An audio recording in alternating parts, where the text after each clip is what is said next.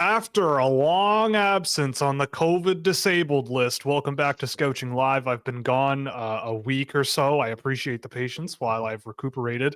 I am joined today, of course, by my co-host Sam, who I'm protecting from my illness with a remote session. Sam McGilligan, how are you, my friend? I am fantastic.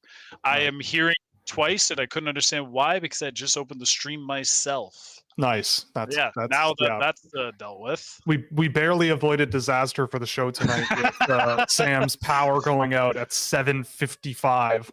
Yeah. And Windows needing an update. But we made it here. But we made it here. We're here on time. We're going to do a mock draft tonight. Before we get to a mock draft, I have to give a proper shout out. Our producer AJ has something he'd like to present to the world. Going into tonight. Yeah, fire away. So, take it away, dog. I'm going to monologue for a quick second. This is one of the only times where my allegiance wholeheartedly switches, and I go back into full Italian mode. So, it's coming, Rome, baby! Let's go! Yeah, we have a serious Italian soccer fan in the room with us tonight. I'm sorry if I blew out your eardrums, but you must know that I am a very passionate Italian boy. So, well, I am a very passionate Georgian man, so when they play Turkey tomorrow, you know what I'll be doing. You're not Georgian. Get out of here, man. You don't know that. I absolutely know that. We've talked about this extensively, where our families come from. So don't try and screw with me. I know. Fine. Slovenian. I got some Slovenian in me. You absolutely do not. I'm trying to cope here because I've got nothing ethnically to cheer for in this year's Euro tournament. Sam, do you? No. My last name is McGilligan, brother. I am Irish, and we were not a superpower in terms of the footballs. Yeah. It's okay. I feel your pain in the World Cup, but only the World Cup. Because I enjoy watching the tournament a lot, so I'll end up watching, like I told to you guys years ago, I picked England on a whim, which every Irish person would understandably hate, and I also hate because they've done nothing but disappoint me. Anywho. Let's get into mock drafts. Yeah, let's do it. It's mock draft time. How do you want to do? You want to do rock paper scissors, Sam, to pick who goes first? Yeah, winner gets to pick. Loser does the ad read. No, I'm going to do the ad read. Okay, winner goes first. We'll do one round. Okay, ready? On 3. Wait, wow. You didn't count. Okay. We'll try that again. Well, this is really hard. Is that a rock? Whatever. I don't care. No, I don't care. I'm not going to be that. I'm not going to. I don't know what happened, rock, paper, but scissors, I'll you win. Okay, I'll take it. I think you got a rock, and if you didn't have a rock, then yeah. I meant to do scissors, but this is really hard to do remotely. Don't count. Yeah, if I don't know if you think you didn't count. Yeah, I didn't do that. Anywho, okay, fine. I'll take it away. I'll take it away. First overall, it's easy, so I don't mind. Actually, before we get into it, I'll do our quick ad read, and then we'll get into the mock draft where I draft first overall. So welcome to Scouching Live. Of course, it's been a while. I'm a little rusty. Got to do the ads. You can help us out by going to Fanatics. You can use our affiliate link below, or you can scan the QR code in the window to provide a kickback to the show on anything you buy in the store. You can also support us through Puck Preps Hockey for all your NCAA and CHL needs. We can also get help through Fractal Hockey Consulting, which is my business for hand-tracked targeted player analysis and recruitment packages for the NCAA Europe and beyond, with solutions for any organization's needs. And of course, Scouching.ca to get exclusive access to innovative data tools with unparalleled insights into draft prospects and players making their way into the NHL. And very quickly, follow us on TikTok and Instagram. That too. We're posting the Scouching reports there as well. We're trying to stream on TikTok for next year. We're halfway to the goal, basically. We're about around 500 followers. We need 500 more to stream. So please, guys, get us to that benchmark. And without further ado, Will, take it away. Who are you picking first?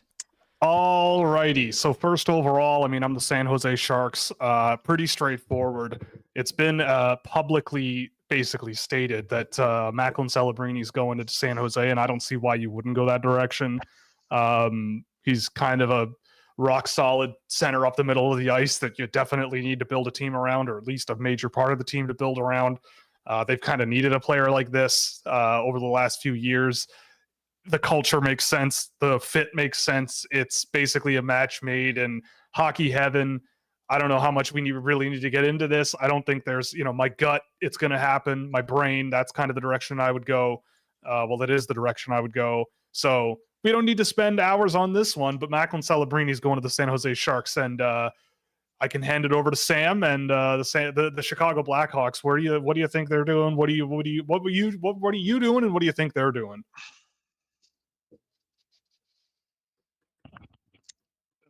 Ladies and gentlemen, does the Chicago Blackhawks, do they walk up on stage and do what everybody thinks they should do and take Ivan Demidov? Or do they decide to just throw money on fire? And yeah, got my idioms mixed up, but that's how confusing of a decision it is, because, ladies and gentlemen, for Pierre Cluster, for the depiction of accuracy that we're trying to capture, I'm putting Artyom Levshinov at number 2. Yeah, you're doing it, eh? Yeah, because this is a good decision. Okay, so is that what you draft? Okay, so that's what you imagine is going to be happening. I'm assuming it has to be at this point, right? At this there's point, too much smoke where there's too much smoke. Yeah, it does really seem like it's going to go that way, eh? Which kind of boggles my mind. Yeah. We'll have a conversation what we both think should be happening second overall next week, but now this is this. Well, sorry. Yeah, this is this. You're dang right. All right, so we can toss it back over to me, the Anaheim Ducks. If you're taking Mr. Levshinov second overall, personally, the pick for me here obviously would be Demidov, but it does not seem like the Ducks are going this direction. It really seems like they're going somewhere else. I have no idea where they're going to go, to be perfectly honest. They could go a wide variety of areas. There was chat earlier today that they're probably not dipping into the Russian pool, so that would probably exclude Salayev and Demidov. I doubt they go with Zeev Buyam. For me, I think the perfect fit for them is a Caden Lindstrom. Caden Lindstrom up the middle. Behind, you've got Leo Carlson already there. He's a guy who can play the wing. He can play up the middle. There's plenty to love, and Caden Lindstrom is the guy who I'd throw here for Anaheim for sure. That makes Columbus the next fun team to pick. And that's a very interesting pick. See, Columbus is the pick that may blow open the draft. We don't know who they're interested in. Right. Part of me just does think it's like a guy like Salayev if he's there. Caden Lindstrom if he's there, but neither are. And when I look at everyone else on the board, do you believe them to be the team that takes Ivan Demidov? They could. Their drafting strategy flops, adapts to each draft. It changes all the time. The thing with Columbus for me is that they've drafted a lot of skill lately, and they are still in the basement.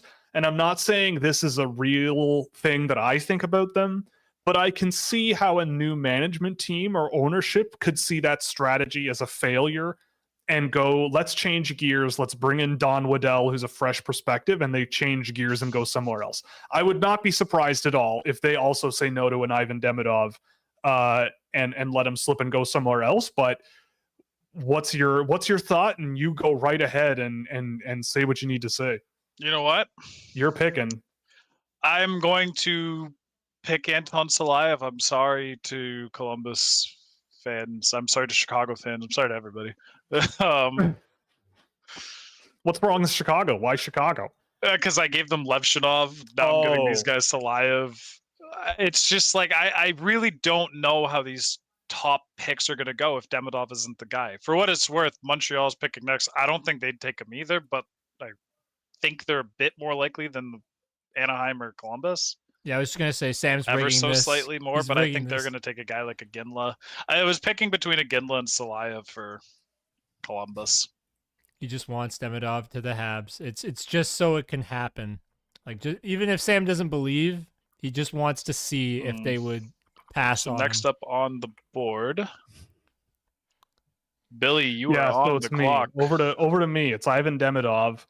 I think that's an easy pick for me to the Montreal Canadiens. I mean, I can't. I last season it was like, oh, Michkov is here. They'll probably do that, and they didn't. There's a part of me that doesn't think it's going to happen, but there's a there's like a 57% of me that is going, yeah, but they're not going to do that twice in a row. I think that Montreal needs firepower so bad. Like in their pool, they need it so bad. And I just don't see how they pass on him unless they're looking for size. To me, based on who's been taken, if it's not Demidov, is it a Ginla? Maybe, but that's another winger, and I mean, so is Demidov, but I just can't. I don't know. They've made confusing decisions before. It's not the first time. But for me, in this situation where I am now, I cannot say no to Ivan Demidov at 5. So for Montreal, I am doing it. I have a hunch that that's going to be an option for them. But for all I know, they might jump out and draft Stein Solberg or something here for all we know. I don't know. Search your feelings, Sam. He's a big, beefy boy. I don't know. But but for the purposes of this exercise, it's going to be Ivan Demidov. Well, in that case, the 6th pick belongs to my site won't load. It's not Ottawa. Ottawa's 7. Who's the 6th one is Utah. Utah. This esteemed, prestigious, long-standing draft with a very well-established philosophy that everybody understands. I feel like they're just going to go Ginla. I feel like Utah Ginla. Like, I don't really see him slipping all too much. I feel like that's just like the guy that gets slotted in here pretty easily. Well, okay then. Yeah. So just TG. Just by process of like he's got everything NHL teams fawn over. Really, he's got the name, and this is a newish franchise. I don't know. I feel like it's just one of those like if he's there, he's the right guy to take kind of things because they're not going to get that franchise centerpiece unless like. I'll be honest. I have been thinking if Demidov slips, I don't think he makes it past Utah. Oh, I think he would. I mean, Utah. I look at Utah, and I don't know. They drafted 2 gigantic players in the first round. They drafted a bunch of gigantic players outside of the first round. That's fair. Only pure skill offensive output player they've really drafted high in the draft has been Logan Cooley, and that's it. So are they going to do that again? That's true. I don't know. I don't think so. That just does not seem like the way that they're built. I don't think that that's the case. But considering the way this has gone, I don't like Salayev is already gone. I imagine that might have been an option for them. But yeah, I mean, I could see TJ Ginla being the guy. There's a number of different ways I think they could go, but they do seem to like those hardworking, beefy guys. And I think they do. Could be that one day. So 7th overall is the Ottawa Senators, and I have the illustrious opportunity to draft for the Michael Landauer era Senators for the first time. The Senators don't really have a blue chip young player at any position really, but you have to be careful with that because Stützle and Sanderson were drafted in 2020. Those guys aren't 23 years old yet. They're still pretty young. Yep. So it's not like this is an ancient group of an ancient team that is all of a sudden drafting super high because all of a sudden they're bad. This is a team I think that wants to compete. That being said, I don't see it being Zeev Buium here for them. I don't see it being Berkeley Catton. For me, I think it would be Berkeley Catton here for them, but I'm going to throw Sam Dickinson out there. That's who I was thinking too. Seems like he has been, they've asked him about it, and apparently he's been dealing with the Sens quite a bit. He apparently feels good about the idea of going to them. Not that he would say otherwise on the internet. That would be a death sentence. But I think it also kind of, it makes a bit of sense in my gut. He's a very diversely talented player. He is, he can play both sides of the ice. I've seen him play both sides of the ice with London this year. I think he's pretty raw in a lot of ways, but you can sort of let him develop for a couple of years. The only thing against that argument that I have is that the Ottawa Senators have kind of a short time clock here on a team that is competitive. Like they have a core of players, but like Brady Tkachuk is now in his mid-20s. So you're going to need to start sort of getting moving here while you have this core together. So I don't know if that means you trade this pick or you listen about it or whatever. But they have a few good young defensemen, and maybe they can afford to be a little bit patient for Sam Dickinson. Well, on that note, I believe this would be It's me the Seattle. picking It's the for Seattle Kraken. Seattle. Yes, sir. For Seattle Kraken. See, this is where things get interesting because it could be anything. It really feels like it could be anything. They feel like a team that might be a little interested in a Sam Dickinson if he was still there. This makes me feel like they'd be interested in a Zeev Buium. This is the name that like kind of comes to my head. The other one, however, is if there was a team that was going to draft Berkeley Catton, I feel like it would be Seattle. So picking between the two is kind of tricky, but I feel like the instinct here is they're going to go Zeev. I feel like Zeev Buium is the guy that they're going to go for. And I think that would be a good pick too. That's where I thought you would go for sure. Yeah, I feel like Zeev Buium's the right pick for them. He's just a great player. He's just the easiest defenseman in this draft without question to project to playing like quality top 4 hockey. This is the type of guy Seattle fawns over at the draft too, right? Like, and they've drafted high lately. They've drafted forwards every time. They haven't. Yeah, they have not drafted a defenseman high lately. And they're not it wouldn't be a draft pick on NHL need. It's a draft pick on like their future roster construction, like having a premier offensive defenseman. They also kind of they have Vince Dunn, but outside of that, they don't really have like a premier offensive defenseman out there. They have Ty Nelson in the cupboard, but I don't think he's a sure thing. They have like Lukas Dragicevic, who I don't really think is a super high upside guy. But Zeev Buium, he's a guy you can run your power play through. He can do a whole bunch of things. So yeah, I think in the preparation for this, Zeev Buium was the guy that I had penciled in across the board, no matter which way I sliced it for Seattle. So that makes sense. So someone asked for a recap of picks because they just joined, so we'll do that now. So I picked Celebrini first. Then Sam took Levshinov second. Caden Lindstrom went to Anaheim for me. Sam took Salayev for Columbus.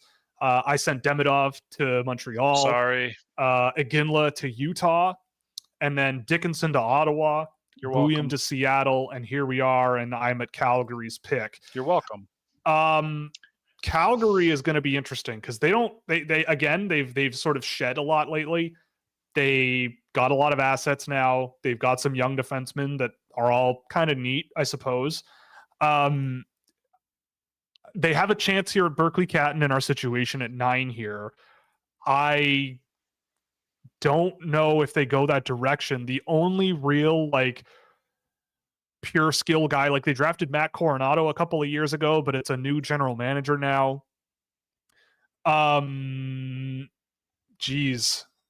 They could go any number of different directions here, but I'm gonna, you know what? I'm doing it. I think this is a reasonable place, realistically speaking, to put Berkeley Catton. So I'm gonna put Berkeley Catton in Calgary at 9. They've added a couple of defensemen over the course of the season. They don't really have a premier forward prospect that they can sort of rely on. And I think Catton at 9 makes sense. He should be gone earlier, but in reality, I don't think that's what's going to happen. So, yeah, that's my take there. Berkeley Catton at 9 to Calgary. Yeah, I think that's a pretty good one right there. This leaves number 10, and this is where I think the draft is going to get real interesting.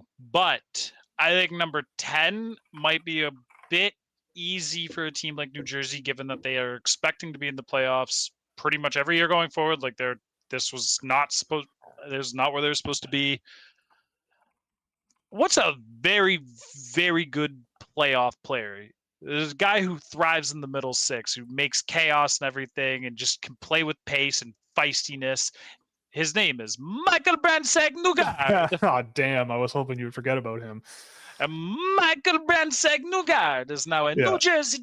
Okay, it doesn't work when you do more than that. But yeah. Yeah, I feel like fit-wise, it's like any team that's trying to be in the playoffs ASAP, but still like strike the balance of not wasting this pick, getting a valuable like core asset may be a stretch, but just one of those badass middle six players. But this one on an RFA deal for years would be awesome for them. I think it's just such a very easy pick for them, maybe a Buffalo as well. Like that's just the type of team I see grabbing a guy like him.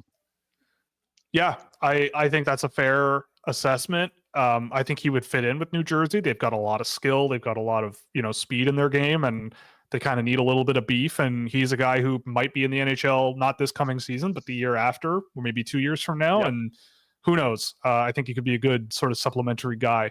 So the Buffalo Sabres, another tricky one. You'll notice that Zane Parekh, the keen among us, Zane Parekh is still on the board. I don't think it's going to be Parekh for Buffalo. I don't know if it'll be Yzerman. I want to think Yzerman, but they've drafted a lot of forwards high outside of Owen Power. They've got Power and Dahlin as their first round picks that are defensemen in the last little while, and I think they could use some more defensive depth. But I don't think it's going to be Parekh. The one I'm going to throw out there as a realistic possibility is Carter Yakimchuk.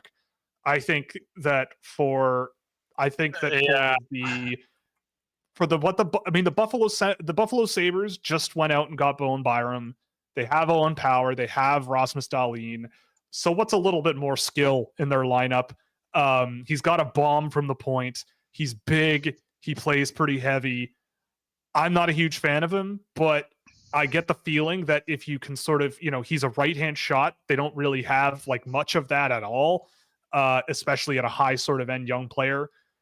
I would personally go a different direction, but if it were coming down to it on draft day, I could see that Yakimchuk might be the option here. And they just go, you know what, like we'll send him back to the WHL, really focus on his defensive game, really try to improve it, and then see where he's at next season. And maybe he's an AHL defenseman next year.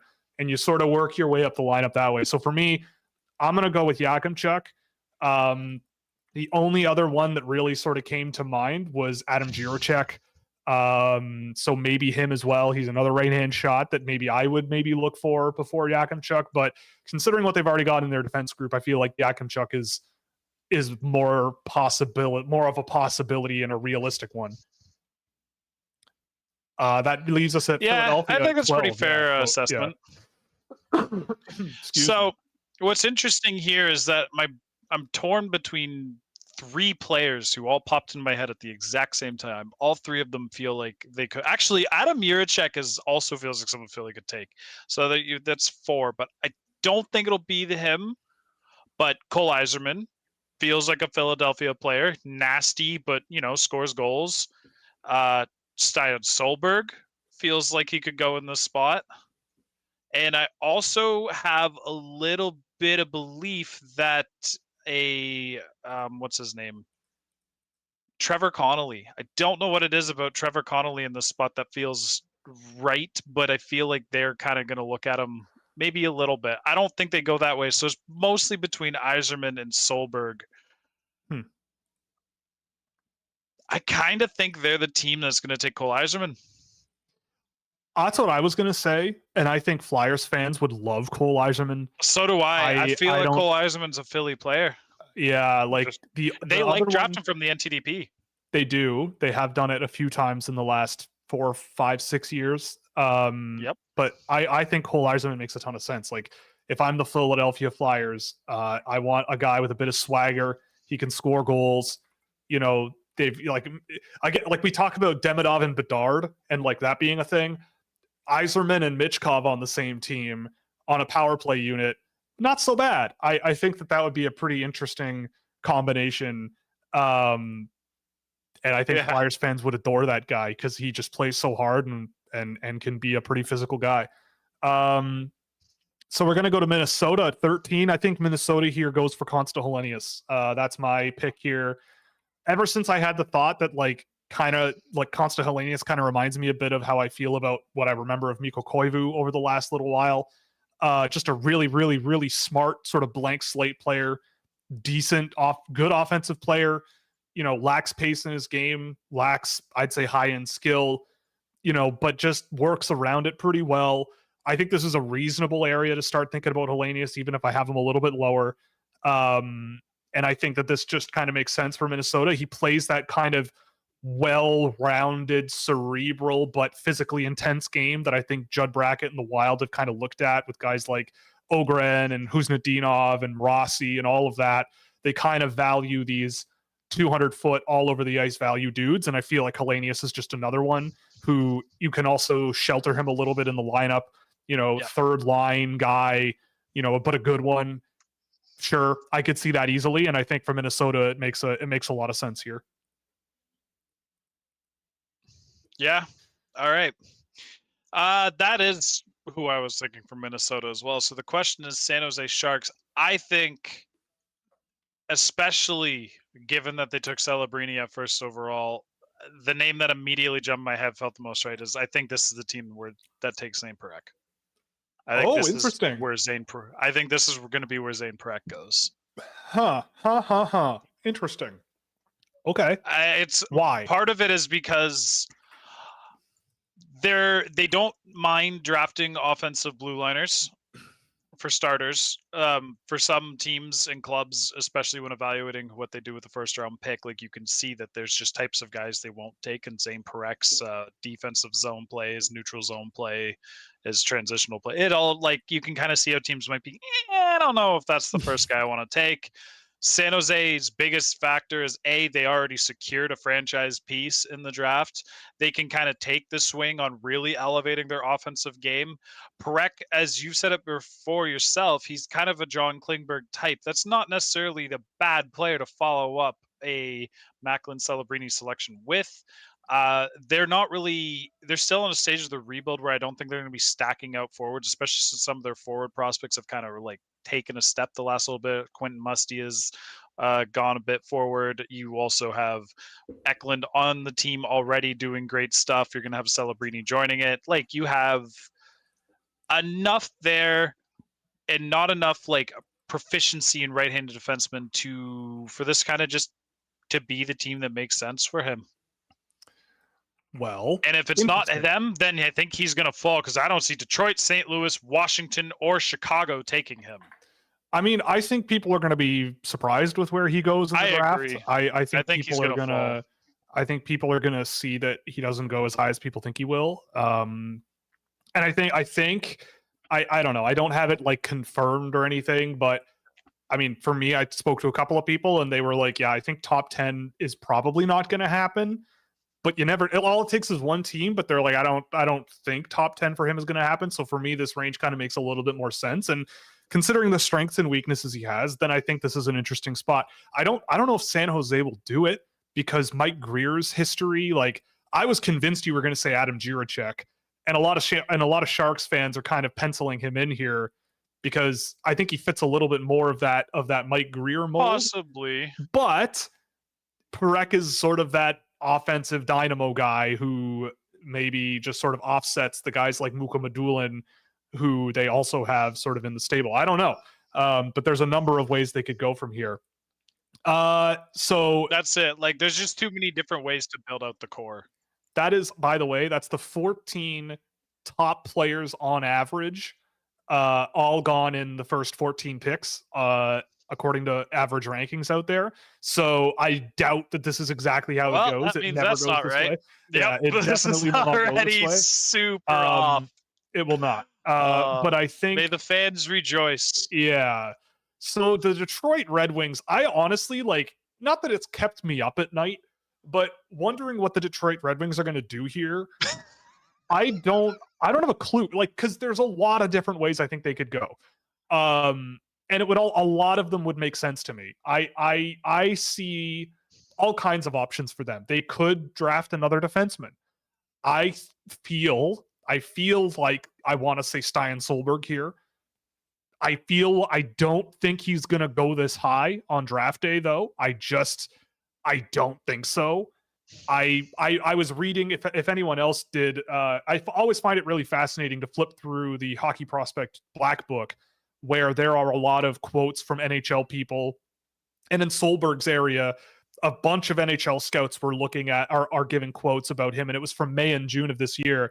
And they're going, I don't think he's actually going to go in the middle of the first round like a lot of people have. I think maybe he gets into the first round, maybe late, maybe early second, which is kind of around where I have him. But they did draft Mo Seider and turned him into a pretty solid defenseman. But they also do kind of lack a lot of, they have a lot of solid forwards, but not a lot of like like not a lot of zing to their young forwards, really. I think what I'm going to do is go with Michael Hage. I think Michael Hage to Detroit really like a really I was just starting to think it was a really well-rounded and diverse offensive forward. He's played center. He can play the wing. He's a great player off the boards. He's a pretty determined guy. He's confident. The skill level is really, really high. I think that the creativity is also really high. He drove really good metrics pretty much across the board in my data. The only thing for me is that he might not be the best defensive player.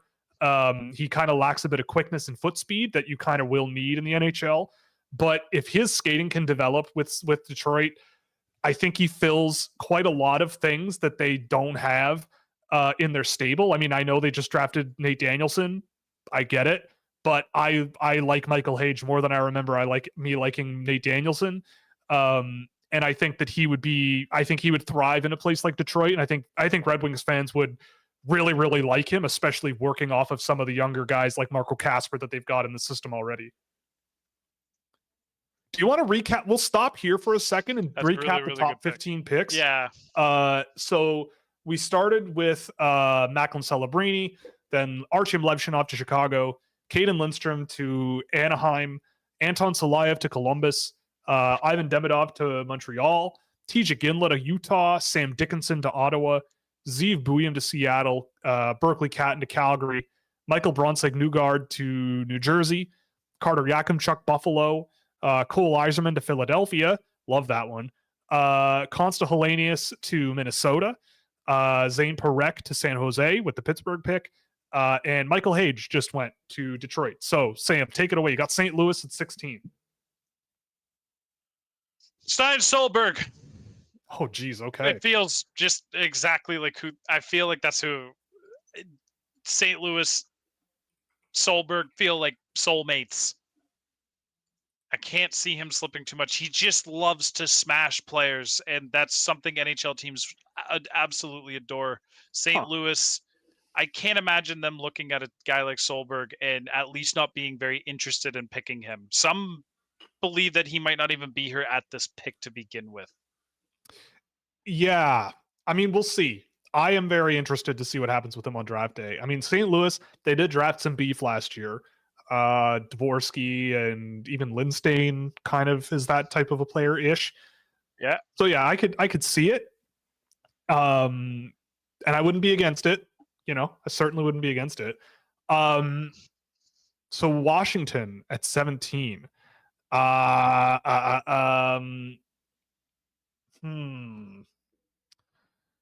Washington at 17.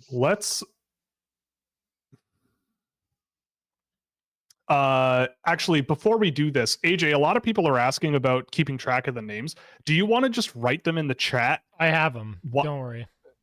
Like, are they on stream? Oh, like Yeah, like people are having trouble like keeping track. Okay. So I'm wondering if we should just announce them in the chat here. Let's see. Does this work? Yeah, I can put the names. No, that up. doesn't. Like it doesn't work. I have for a me. list going anyways that I can post at any time when people need it as well. Right. Okay. Either way, whatever. Okay.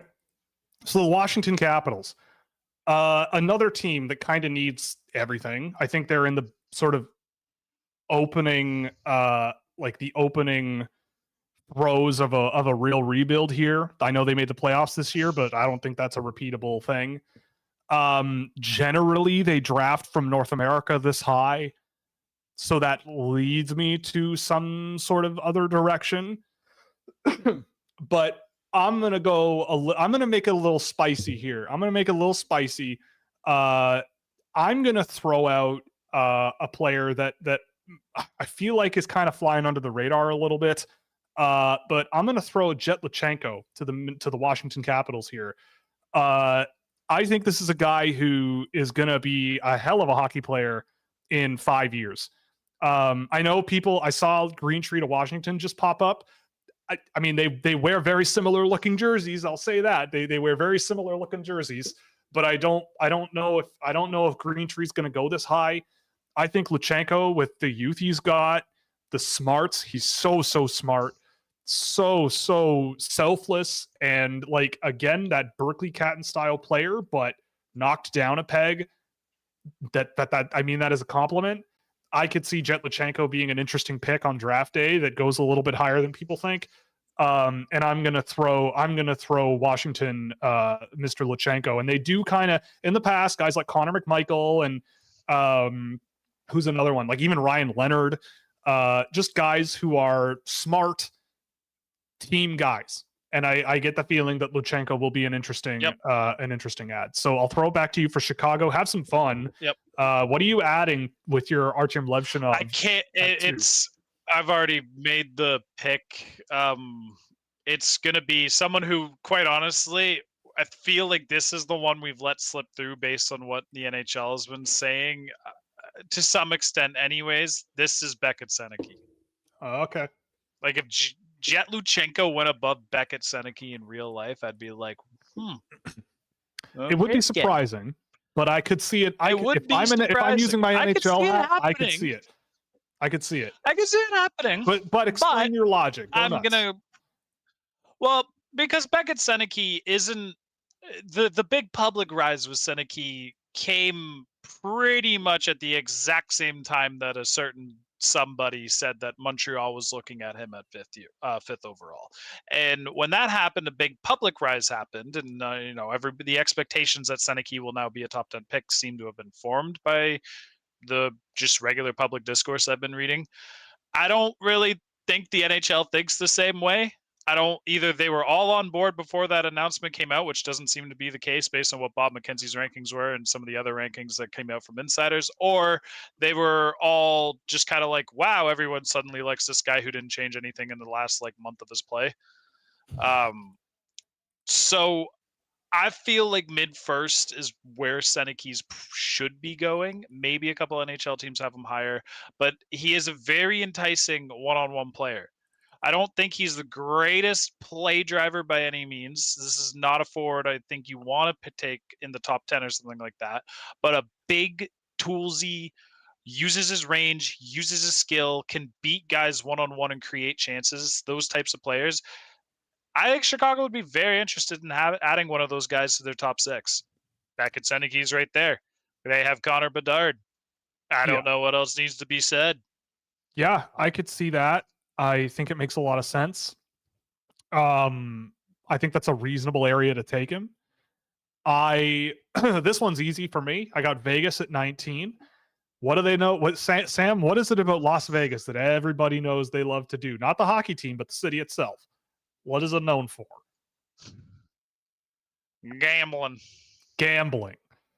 Who is the biggest gambler in the entire draft this year who has not been drafted by either of us so far? Jesse Pulkkinen. I'm Good joking. answer.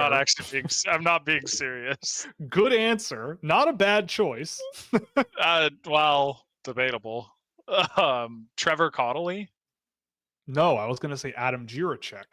And I think Adam That's Jiricek. fair. I think Adam Jiricek makes an excellent Vegas Golden Knight. He's beefy. He's mobile. He brings a lot of strong, stable defending. They don't seem to really play a whole outside of Shea Theodore. They don't really have a tremendous amount of really intense, intense offensive leaning defenders. I know they got Noah Hannafin, but I think Adam Jiricek fits into that mold for Vegas, and I definitely see them seeing it. They have a first round pick. They have a first round pick. Last year they took Edstrom. They've already traded him. I think that if they're looking at this, they're going, you know what? I don't know. We'll see what happens, but this guy could be one of the best defensemen in the league. I think he was just getting better as he got injured.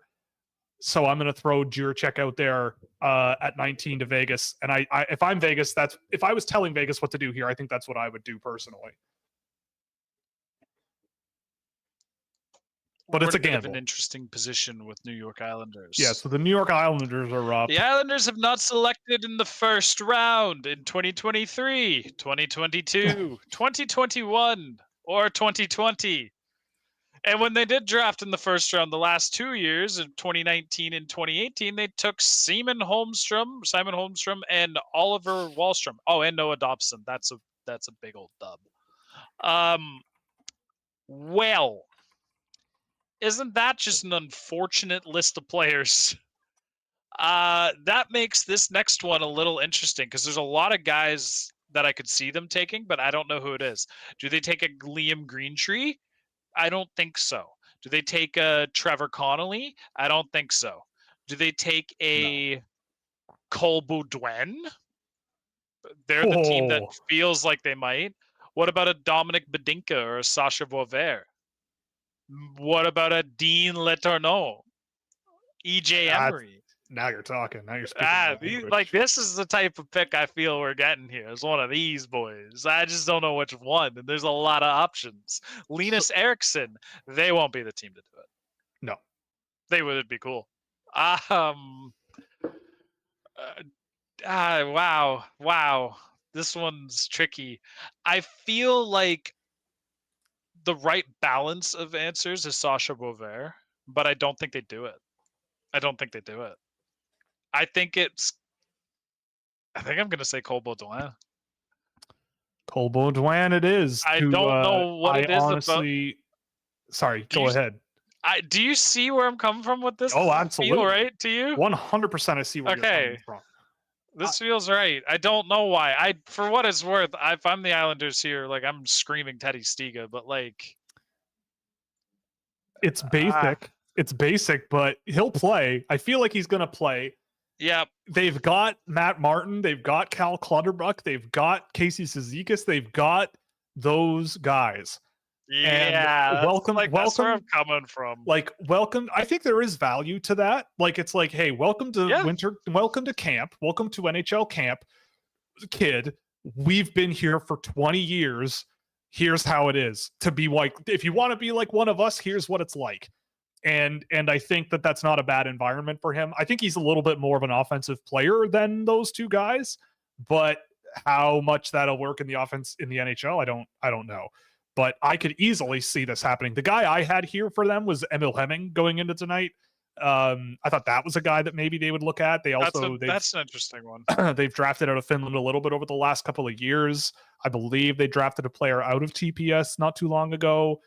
Ishu Lucas, I think, played for that team. I'm going to double check that right now, but yes, he did. So Ishu Lucas came from the same program. So there's a possibility there's a connection there. But outside of that, Cole Baudouin kind of checks a lot of boxes for them.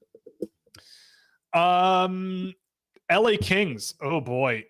This one could go a variety of directions.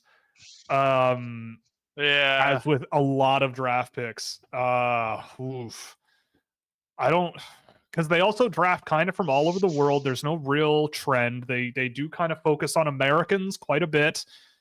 Last year they took Dvorak. They haven't really drafted a whole lot of smaller players. Bless you. Let's. Oof. Oh, Oh, you can hear my brother in the background, eh? that's all right. Just the one time. Ooh boy. You know what? I'm gonna throw Liam Greentree out there for the LA Kings. I'm not sure that that's what they're actually going to do. I have no knowledge of this, but I think there's a lot of upside to that pick. I don't think they're a team that's scared of drafting players where skating is their issue, and I think they can work on it with them. So I'm going to throw Greentree out there. There were a lot of options that came to mind. Boisvert popped into my head. They don't usually draft a whole lot of CHL players, but I think that Greentree might be an exception with just how much skill and projectable NHL traits he has. And again, at 21, if you get a middle six guy who can score off the wing and play a pretty physically resilient game, I think I'd go with Greentree. Yep. Nashville. Okay. This one just feels, I don't know why I looked at this and immediately clicked. If he's still on the board here, they take Trevor Connolly. Interesting. Yep. I mean, in terms of pure talent, there aren't that many players left who have like tremendous upside. He is one of them. He is arguably the second best because Teddy Stiga's still on the board. He, as a rocket of a shot, amazing skater, extremely deceptive in motion. When everything is working with this game, he looks like a guy who we should have picked like 15, 20 spots. Oh, for sure. Like he's unbelievable at the top of his game. It, at one point had me going like, that's a top 5 guy, or at least pushing for it. I think he will slip in the NHL draft for the reasons that everybody's expecting him to slip through the draft for, but I wonder if this is the team that picks him up. Just because they're trying to win, he's a guy who could play within 3 years and make an impact on that. He plays with speed, he plays with pace. He's feisty though, like he's the type of guy you can see kind of playing in the playoffs. And I don't know. There's just somebody's got to take him in the next like 3 or 4 spots. I don't think Trevor Connolly's a day 2 player. I think once the 20 start is when the NHL teams are like, oh boy, okay, now let's take him. I honestly thought this was where you were going to go with this. And for me, like the thing about Trevor Connolly, I agree. Talent alone, I think he's a top, I'd say in the 8 to 12 range, something like that this year. Yep. I also, look, like his history is not good, right? There's stuff that everybody knows. There's stuff that everybody doesn't know. It's not great. It's not, you and I both know it's not great. But it's not great, people. But at this point in the draft, I do think that the Nashville Predators historically are a team that is a little more tolerant of that kind of thing. But they also don't seem to have a whole lot of issues with those players once they show up. Mike Ribeiro aside, I think is the exception to that. What I do think they have is a good group of dudes. I think they have a good group of dudes on the team where at this point you can look at Trevor Connolly and go, look, this is day 1 of your new life. Don't screw it up. These guys will hold you accountable. But they're also going to like help you reset yourself here. Like if you want to be a pro hockey player, like we're going to help you get there, but like you got to XYZ, right? Like Ryan O'Reilly, he's been through his fair share of personal stuff that has gone public and it was not pretty. So I think that there is an argument to be made that Trevor Connolly could be a Nashville Predator. I think Barry Trotz looks for players like him. And I feel like you don't want to make Barry Trotz disappointed. AJ, you love Barry Trotz. You wouldn't want to disappoint him either. I would never want to disappoint Dr. Egghead. Yeah, exactly. Yeah, no way. So I get the feeling that I think you just nailed it. I think Connolly to Nashville makes a whole lot of sense considering who's available. Oh God. Okay, the Toronto Maple Leafs. All right. I'm sorry, AJ. I don't know what I'm going to do here. Take Stiga boy. or take Misa, but it won't happen. I don't think that's going to happen. Toronto just pulls a rabbit out of their hat. Toronto clearly loves smart players, and then build stuff around that intelligence. Guys who can compete, guys who play hard. Oh yeah, Alphonse Frey too. I don't think it's going to be him either. It won't. I gee whiz. Honestly I forget who Toronto's drafted the last few years, but there's a lot of ways they could go here. Cowan. They've drafted 6 Canadians out of their last 8 picks, and the other 2 were gigantic players. One played in the USHL, I should say. But yeah, Easton Cowan was a really smart player. Fraser Minton, right? Yeah, Fraser Minton, very intelligent player, a nerd. So Toronto loves nerds. Toronto loves to draft nerds. I'm honestly just botching this because I don't know what to do. Just give me Frey, please. No, I'm not doing it. Competitive guy. Oof. Oh my god.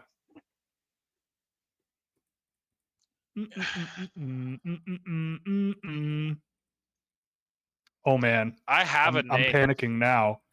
I have a name too, but it's gonna piss everyone off. I have one that wouldn't piss everyone off. All right, well, throw it at me, but I'm not gonna probably do it. I have Andrew Basha. Yeah, I don't think it's gonna be him. I don't think it. I feel like he toes the line as to someone that they might be interested in, especially if they're trying to up a. But you know what? Yeah, now the more I say it and the more I think about it's not Dubas anymore. I got it. I know. I have it now. Mm. Trevor Howe. Or Tanner Howe. Sorry, not Trevor. We just did Trevor Connolly. But Tanner Howe to Toronto at 23, I think. I think it's crazy. I was gonna say Sam O'Reilly. Because he's a competitor. He plays a projectable style of play. He's big. Sure. I mean, they drafted Fraser Minton top 40. But I don't know. Tanner Howe, he's a competitor. He's a little smaller, but so is Easton Cowan. He's got some skill. He has an awful supporting cast in Regina.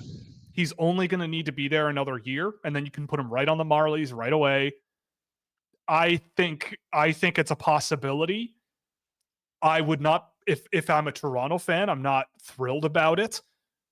But I think it fits what Toronto's looking for, and projecting him out in a few years, I think they'll have a decently valuable player. It clicked a little bit in my head once I saw his name. There's just a lot of other names I personally would look at first. But I'll throw it back to you for Colorado because I don't want to talk about Toronto anymore. Okay, well, this one just kind of locked in by default. I'm calling this is where Sasha Bover goes. All righty. Toolsy center with the paradox that he is, the clunky fluidity that he plays with. At times super buttery smooth, other times hibby when handling the puck in motion. Sometimes you see amazing defensive instincts. Sometimes you see, what the heck are you doing? Sometimes his off-puck game and the way he moves with his line mates is really good. Other times you're like, what the heck are you doing? Sometimes he's really distributing well around the offensive zone and moving really well. Other times you're like, what the heck are you doing? I feel like this is the type of guy, though, who has enough in his game where you can see a complete package. I think there's upside. I think barring a couple of habits get fixed, there's also floor. And I think a team would know. Like I'm imagining Colorado's interviewed him and came away thinking, okay, yeah, like you don't have to be concerned about the fact that maybe sometimes he looks completely lost in the D zone because it's XYZ. Who knows with this? But in general, developing centers with tools who actually have upside, but also have a bit of floor just due to the size, their wingspan, their reach, physical play. which he could improve on still, but you see the framework with him. You can just kind of see how if everything gets better, there's a monstrous player underneath and probably one of the best centers in the draft. I don't think a team like Colorado is going to pass on him, especially if they just give him 3 to 4 years to develop proper. Fair enough. I mean, there's a lot of decent players left over. But yeah, I totally can see that. So we're at 25. We'll do a recap just to catch everybody up. So we have Celebrini to San Jose, Levshinov to Chicago. We got Lindstrom to Anaheim. We got Silayev to Columbus, Demidov to Montreal. We got Iginla to Utah, Dickinson to Ottawa.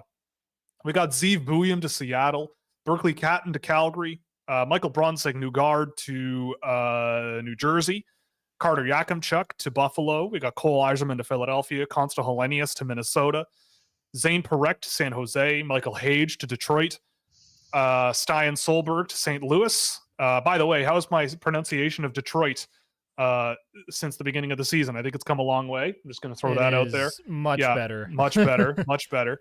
To Washington, I sent Jet Luchenko. Beckett Seneca went to Chicago, thanks to Sam. We got Adam Jiricek going to Vegas. Cole Baudouin going to the New York Islanders, a little off the board fun. We got Liam Greentree going to LA. Trevor Connolly going to Nashville. I sent Tanner Howe to Toronto. Sasha Boisvert goes to Colorado. And the Ottawa Senators. Now what? So I did some research going into this about what teams generally doing going into the draft when they have multiple first-round picks, and it is usually the case that they draft alternating positions. They don't usually draft 2 defensemen. They don't usually draft 2 forwards. They usually go for one of each, and with Sam Dickinson already off the board, they're going to go forwards. The best forwards available on paper are Chernyshov, Artemonov, Basha, Hemming, and Ryder Ritchie, Teddy Stiga, Tarek Parasak, Lucas Pettersson, Dean Letourneau. So, ooh, boy. Go Dean Letourneau. You know that's what you want to do. It is what I want to do, but I don't think he goes this early. But he is right in Ottawa's backyard. Gee whiz, it's tempting. Have they drafted a whole lot out of Ontario? They drafted out West twice last year. They drafted oh boy. Yeah, they don't really draft a whole lot of Canadian players since that 2021 experience. Come on down to Belleville.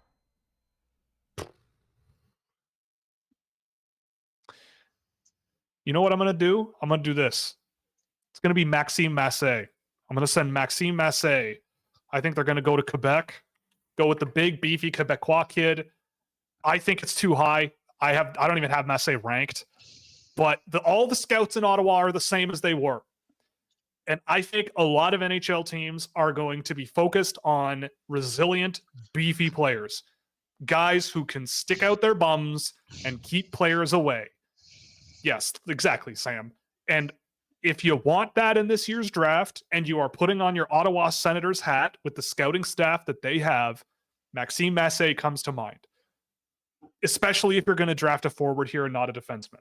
So I'm going to put Maxime Massé there. I hope it's not him, but I think that's entirely a possibility if I'm an Ottawa Senators fan, especially because Ottawa is basically in Quebec. No offense to Ottawa residents. They're not too far apart. So I'm going to put Massé out there. Well, you made me change who I was picking for Montreal because they alternate positions thing, because you're right. I can't think of any instances. Generally, more often than not. More often than not. So we're going to keep with that, although Montreal really could stand to draft 2 forwards here. Nah, screw it. I'm going with my heart. I don't care about any of that. Ladies and gentlemen, the Montreal Canadiens have walked to the podium. They've walked on stage.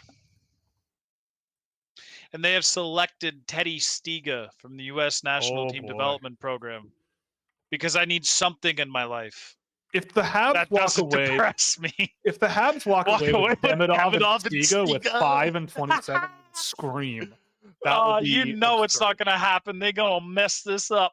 Oh, But it would be absolutely spectacular stuff if they did. Truly. you're totally correct. I agree. Stiga came to mind for me at this pick. Just makes a ton of sense. He actually feels like the type of Montreal play. Like, I feel like they This will is pick take 27, Stiga by the way. if he is there. I don't think he's going to slip by them. I don't This know was why. 26, now It we're at might be 27. pure copium.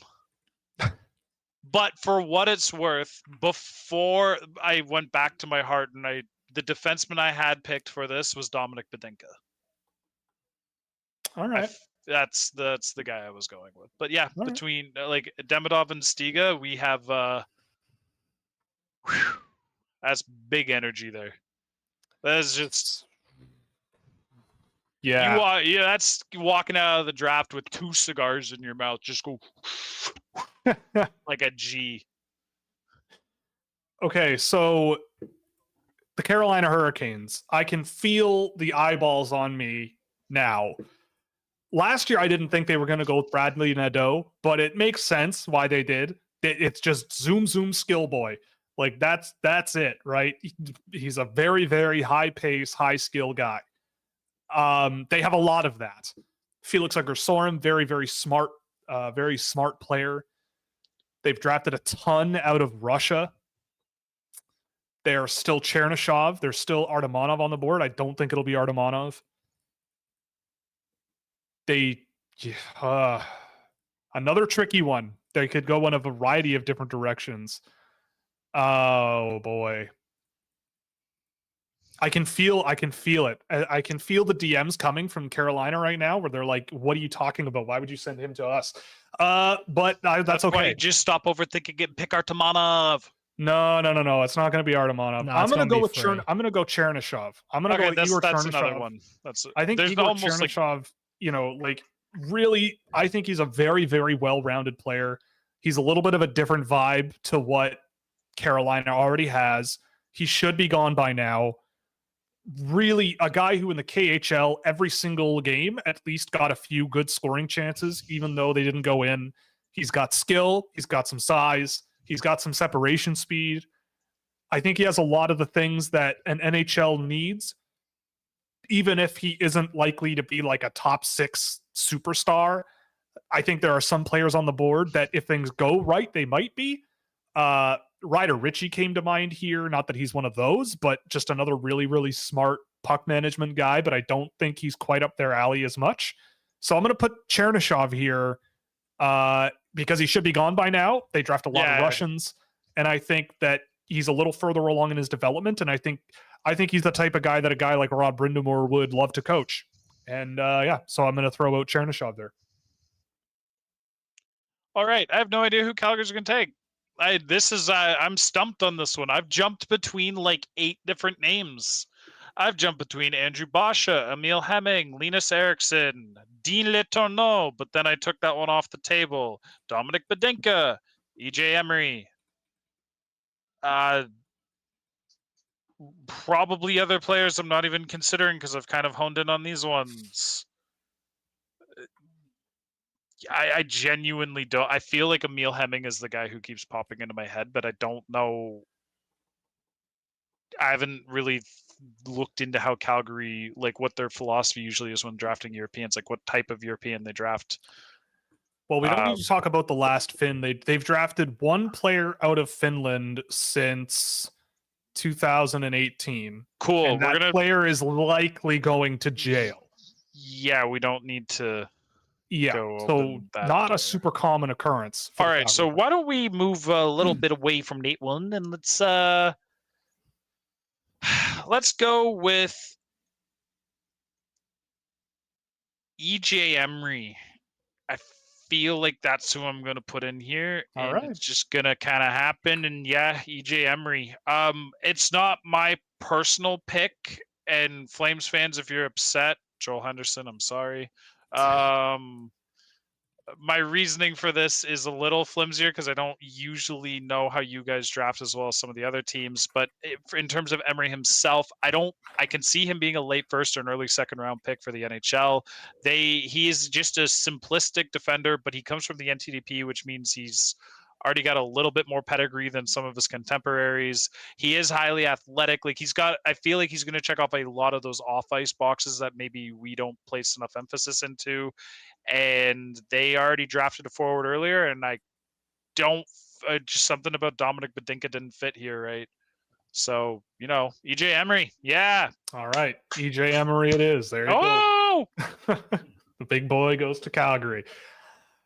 All right, the Dallas Stars. For me, this one was pretty easy. I'm sending Alphonse Frey to Dallas. I think it makes so much sense.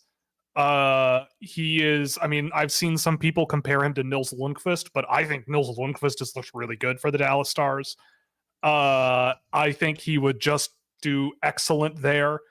I don't know what else I need to say. They seem to love drafting skilled players. They did draft a beefy defenseman in Leon Bixel not too long ago. They're not afraid of drafting Europeans at all. Man, and I think Frey could be a huge offensive asset for them. If it were up to me, he'd be gone by now. But he hasn't, and I think he could be available here. So yeah, I think the Dallas Stars, if I'm the Dallas Stars, I really, considering who's on the board, I'm really pounding the table for Alphonse Frey here. So yeah, that's pretty cut and dry for me. Yeah, that's a really, really good one. There was a player that we talked about recently who we said if the Rangers see him at 30, they're taking him. But I can't remember who that player was. Oh, I think I remember who it was. Are they still available? Yeah. Was it Charlie Ellick? He is one of the people I think we've spoken about, but wasn't the one I had in mind. Hold on. I need to go look through this very quickly. Because this is bugging me. I've been trying to remember who this was for like 6 picks now, and I can't. Because I don't think they're ranked particularly high on my list, and I'm going off of my list. Oh, Boo Earns. I can't judge because I took a while with mine, but yeah, boy, I have a feeling. But I'm curious what you think. Well, Charlie Ellick is kind of part of the name that's coming up to mind. Emil Hemming is another one. Jesse Pulkkinen is a fun one. That would be absolutely hilarious. Dean Letourneau. Just for the record, they've drafted 6 Americans in the last 2 drafts. 2 Canadians, a Russian, a Slovak, and a Swede. Yeah. They lean American pretty heavily. They drafted 3-4 Canadians the year before. They've drafted kind of a lot of North Americans, if that helps. Yeah. You know what?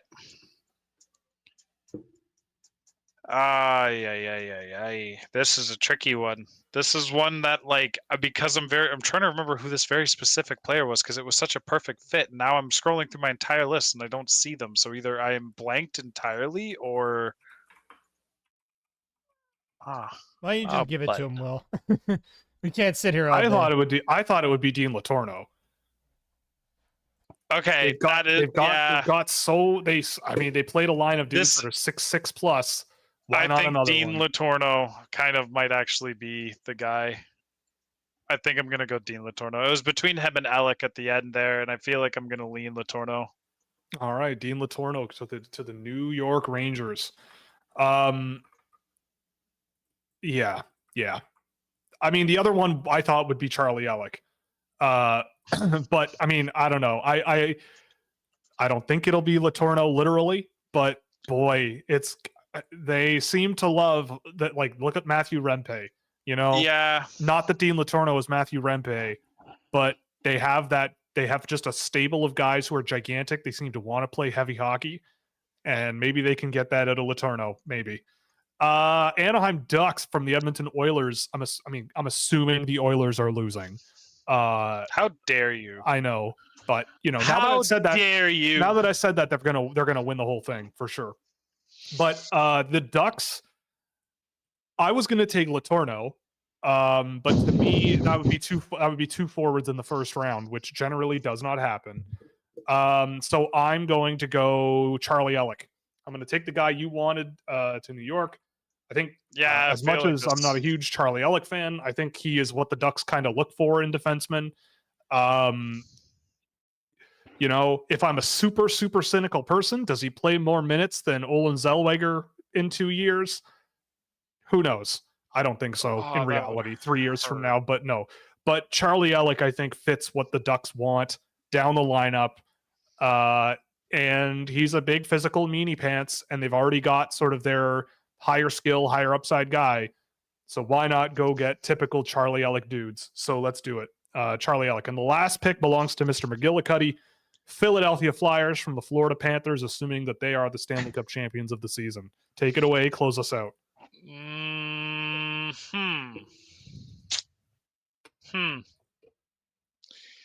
Well, we got to serve some interesting options here. There are lots of players coming into mind, and very few of them feel like the right answer. A gut instinct, and I'm not picking it, and I know it won't happen, but this would just be an awesome time to hear John Mustard. Oh my God. And it would be fun, but I don't think so. I feel like we let Linus Eriksson slip out of the first round when he probably isn't going to. But I don't think it would be Philly who takes him. Kinda think I'm gonna mock Dominic Badinka to Philly. Interesting choice. Think that's the guy, to be honest. I don't think I think Badinka's gonna be a first round pick. I would be pleasantly surprised. I'll say that. Yeah, I think I don't want to go too like this team usually drafts like this stereotypical with like everybody, and like I think Badinka's a talented player who will maybe slip a bit further than some teams will think, and when they see him they'll be like, oh, well, already then, and take the guy who's already like a pro projectable defenseman who has like modern top 4 game in him. All right. So just to recap, before we recap the first round, one thing I did want to point out too, if you're looking for a real dark horse where on draft day you're like, who in the hell is this guy? The New York Rangers drafted this guy's brother last year, so they'll have a bit of an inside track on this player. But Tanner Henricks is a 6'3" right-hand shot defenseman playing for the Lincoln Stars. He is a very good skater.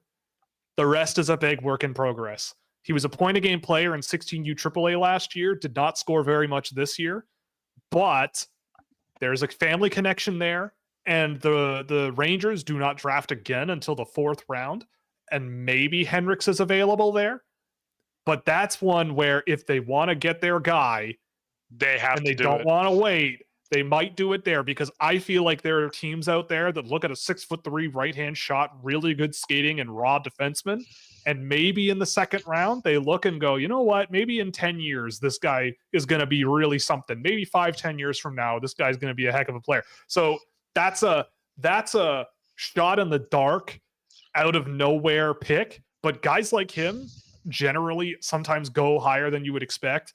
But I just wanted to throw that out there because I just picked up on that while flipping through some Rangers picks recently.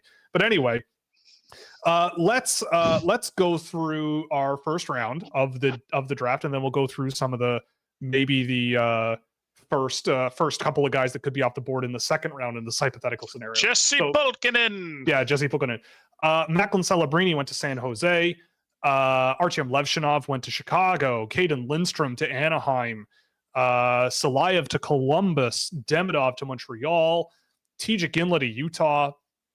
Dickinson to Ottawa, Bouillon to Seattle, Berkeley Catton to Calgary, Michael Bronzek Newgard to New Jersey, Carter Yakimchuk, Buffalo, Cole Eiserman, Philadelphia, I should say, Consta Hellenius to Minnesota, Zane Parekh to San Jose, Michael Hage to Detroit, Stian Solberg to the St. Louis Blues, Jet Luchenko to the Washington Capitals, Beckett Seneca to Chicago, The Adam Jiricek then went to Vegas. Cole Baudouin to the New York Islanders. Liam Greentree to LA. Trevor Connolly went to Nashville. Tanner Howe went to Toronto. Sacha Boisvert went to Colorado. Maxime Massé went to Ottawa. Teddy Stiga went to Montreal. Igor Chernyshov, Carolina. We sent EJ Emery to Calgary. Alphonse Frey to Dallas. Dean Latorno to New York. Charlie Ellick to Anaheim, and Dominic Badinka to Philadelphia. So just in case you're a team that has multiple first-round picks, San Jose landed Celebrini and Parekh. That would not be so bad. Chicago landed Levshinov and Seneca. Philadelphia landed Yzerman and Badinka, and I believe that is all of them. Yes, that's all of them. So that's it. Sweet. There you go. There's your first round. Artemonov wasn't for the two. Ottawa. Yeah, sorry. Ottawa has Dickinson and Massé. Okay, so did you miss one in that? Because when I did the whole figure count, I got to 31 and thought I messed up. Oh, I don't know. I missed Ottawa. I missed Ottawa as a team with multiple picks. Left over on day 2 would be Artemonov. I could see that easily happening. Yeah, Andrew Basha, I could see happening. I think that's going to happen. Emil Hemming. I don't think that's going to happen. It can happen. It's one of those ones, but it seems like depending on who you ask, he could be a top 25 pick or he could be a top 50. I don't really know. I'm a little cooler on him now, but I still like him. Like as a late first round pick, I could see it. For me, it was the Islanders was the team I thought might be a team that goes for him, and I could see that making sense. They drafted a couple of their guys previously. Ryder Ritchie went undrafted so far. Tarek Parasak, I could see that happening. Yeah, Ritchie, I think, maybe creeps into the first round. Aaron Kiviharju went not in the first round. I think that's going to happen. Yep. Yegor Surin, Merrick Vanaker, Leo Celine Wallenius is one we didn't consider. Yeah, with good reason. But I think he could. Like, is he going to go before Dominic Badinka? In reality, I could easily see him go before Badinka, but I think if I'm Philadelphia, they drafted pretty well last year. I think that they might see things similar and go with a Badinka over a Celine Wallenius. But you never know. Maybe they really liked him at the U18s. Who knows? But it's an interesting group. Were you particularly surprised with any of my selections? Because I was pretty taken when you threw out a couple there, but yeah, I wanted to mix it up curious. and not go for the stereotypical, like, this team usually drafts like this with every type of pick, because I find every draft ends and then I go, wow, I was wrong about 7 or 8 of these teams pretty clearly. The biggest one that kind of stood out is I don't think Carter Yakimchuk goes to Buffalo. Okay. That's the one that just the way they have been drafting, even if they do go defenseman, I see them grabbing like the value guy in Adam Jiricek falling or something of that nature. I don't think they particularly draft defensemen if there's not one like screaming out in terms of value. So maybe they go forward. I will say your Michael Hage to Detroit pick was like flawless. I was thinking in my head, I was like, that would be a sneaky pick. And then you said it and I was like, oh, shit. Good job. Language, Samuel. Sorry. Shoot. Ivan Demidov to Montreal was a huge win. Thank you for that. Montreal, if this is what Montreal ends up with, I will be very happy if I'm a Habs fan. I hope to be. Can't wait to now have my expectations crushed and my soul ruined. Tanner Howe to Toronto took a lot of, self-mutilation, so respect to that. He's not a Tanner Howe fan, eh? I know, actually, I like Tanner Howe. I hope that doesn't come across as something like an anti-Tanner Howe thing. It's just like, I know personally, like seeing Teddy Stiga there and a couple other names that you were not running to go Tanner Howe, but you were looking for the accurate take. Toronto's a very difficult team to try and get in the head of. Like, he feels like the right type of player, but there could be different, like Sam O'Reilly was the other one. Like, honestly, as soon as you said Sam O'Reilly, I was like, wow, that really does seem like a Toronto pick. I think Jet Luchenko would be the guy they take if he's there. Personally, yes, Jet Luchenko totally screams Toronto Maple Leaf. Yep, like totally. Just screams it. but I don't think he's going to get there, honestly. I think teams are too when smart. you took Luchenko, I was like, all right, Yeah. this honestly, I think this is going to happen too. Yeah. Okay, well, I hope that was fun for all of you. We can catch up on some questions if there are any from the show, which I believe there are. There are a few, not a ton. Yeah, not a ton. We got also a question from someone who might also be in the chat, but I'm not sure. It was on Twitter. Wondering if they have any info on Alexei Dontsov, CSKA Moscow junior player. I've seen Dontsov a bunch. I watched him a bunch in September, October. I just think he's too slow. Not a great skater, really. Like, he's got some good edges, but he doesn't really go places quickly enough to really make me think that he's an NHL prospect, especially at 5'8". Like, it's just not, to me, it's not enough, and not a guy that I've really loved a whole lot of. Someone then asked, why are they called Ben Folds 5 when they only have 3 members? I thought that the answer was just because, so I Googled it, and the answer in reality is just because. There are 3 members, but they thought that Ben Folds 5 sounded better than Ben Folds 3, which is very true. So makes sense to me, and that was probably a smart call considering where they are in their career now. All right, let's scroll back. I think that's all that we got from Twitter, just those 2. So thank you very much for those. Will you do recaps for each team this year? Yes, that's the plan. Oh, yeah. Sorry, AJ. Sorry, you already responded to that. But yes, the answer to that is we are going to be doing that.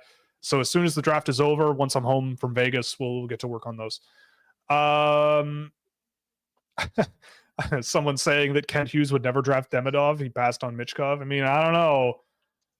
And for what it's worth, the rumors around this is that Kent Hughes and Gorton were both on board with Michkov, and it was the scouting staff, particularly Bob Rov, who was leaning towards Reinbacher, and they leaned into the expertise of their scouting staff.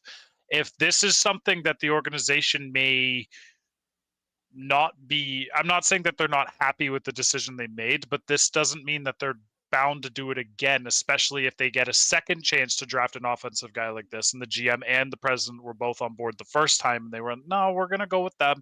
Even if they're happy with Reinbacher, and they would still do it again, that doesn't necessarily mean that they'll look at Demidov in the rest of the draft, which there isn't a whole lot of Montreal Canadian style players left outside of like a Ginla, and not make the pick. But I also have Pierre Cope, so like, right. Sam, we got a question from Dylan Griffin, friend of the show. Ah, crap. Asking where you got the shirt, the toilet store? Excuse me, I'll have you know that Amazon warehouse probably was the toilet store. That is a very good point. Take that, Dylan. Very Nerd. good point. Yeah, you on that shirt might have honestly come from the same place toilets come from. Who knows? That's amazing. Love the Anchorman reference. I think that's what that is. It is, yes, Yeah. it is. Someone said that the Utah team does need defensemen. I mean, I think that's partially true, but they have drafted a lot of defensemen lately. Lamoureux, Artyom Duda, I think they think highly of him. Giannis Moser's in the NHL already. Your boy, Dmitry Simishev. Like, I could see them going for a defenseman here. Like, who were the defensemen on the board at the time for us? Dickinson, Buyam. I don't think they do either of those. Maybe Dickinson. Yakimchuk, maybe. I don't think so. Solberg. I mean, if they take Solberg at 6, if they take Solberg at 6 in Vegas, you will hear my voice screaming from the top deck of the sphere. Yeah, they will. Yeah, you will. Because it's not because I don't think it would be like a bad pick, but it would be like an adventure in fantasy dreamland where I'm like, okay, you know what? They're chasing a thing. I respect it. You know, like, they want the biggest, meanest, just peskiest team around. That helps them get there. All right, I get it. Whatever. Take your guy. But I mean, I don't know. I think they could go in a variety of different directions, and I think Iginla gives them an area a thing that they don't really have a whole lot of, and so it makes sense. I second it too. Like, I just think Iginla is a great prospect for a lot of teams in the middle of a rebuild because of the versatility. If you don't think you can get the slam dunk core piece, the next thing you're looking for is the guy who supports the core pieces as best as possible. Iginla is in that line where it's not impossible that he continues to take off and actually becomes like a core piece player, but it's also very likely he just becomes that really good secondary guy on a second line, like this guy who just moves throughout the top six to really get the energy flowing in a line. Like he plays off of star players, or at least you can project him playing off of star players well due to his board play, his shot, his off puck play. He's really good with those short passes. He's not like your stereotypical like deceptive, in motion dangle through everybody and like solve the problem type of player, but he's just so good at everything else. Like I 100% see a team like Utah taking him. I don't really see him slipping past like 7 or 8. Not with that last name. No like way. that's gonna be what the difference maker. People keep sending him to Calgary. I don't think he's gonna make it there. I don't think he makes it to Calgary. I don't think he makes it to Calgary. I think someone's gonna pick him. Like he just plays such a way that you want, and you can't have too much of. I don't know how much upside he has. I think he's a really good player, and I think he's gonna be a great competitor. But I don't think he makes it all the way to 9. I just don't. I don't know. Maybe I'm wrong, but I don't think so. Someone mentioned, Hellenius reminds me of Teuvo Teravainen. Yeah, I could see that as well. I don't know if he's as skilled, but kind of an echo there. What do we got? We could David Phillips out here throwing out D+1 Russian Junior League goaltender Nikolai Nikulshin, who I actually watched last night. He was kind of fun. But yeah, no, David, go away. But don't really, for real. Make up your mind, Will. Go away, but don't actually go away.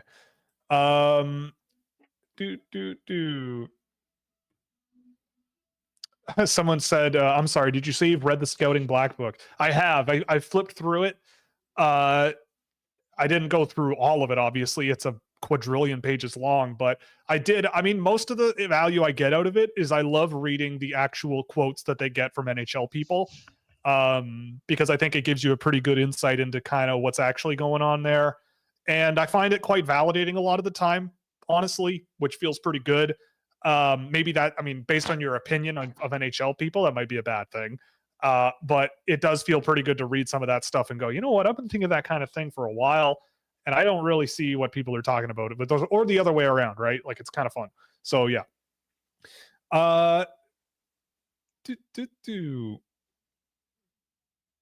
Yeah, there's a lot of just play-by-play here, play-by-play.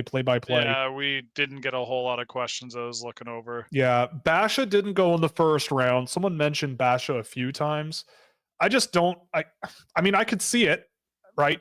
But it's like the small skill wingers don't usually often go in the first round. They usually go in the early second. Like a Jagger Furcus was a day 2 pick. You know, like you and I probably would have taken Jagger Furcus night 1. But yeah, generally those types of players in the late first round, like if they're portrayed as top 6 or bust, which in my opinion is Basha, then generally teams don't really want to take that risk with their first round pick. I generally, philosophically.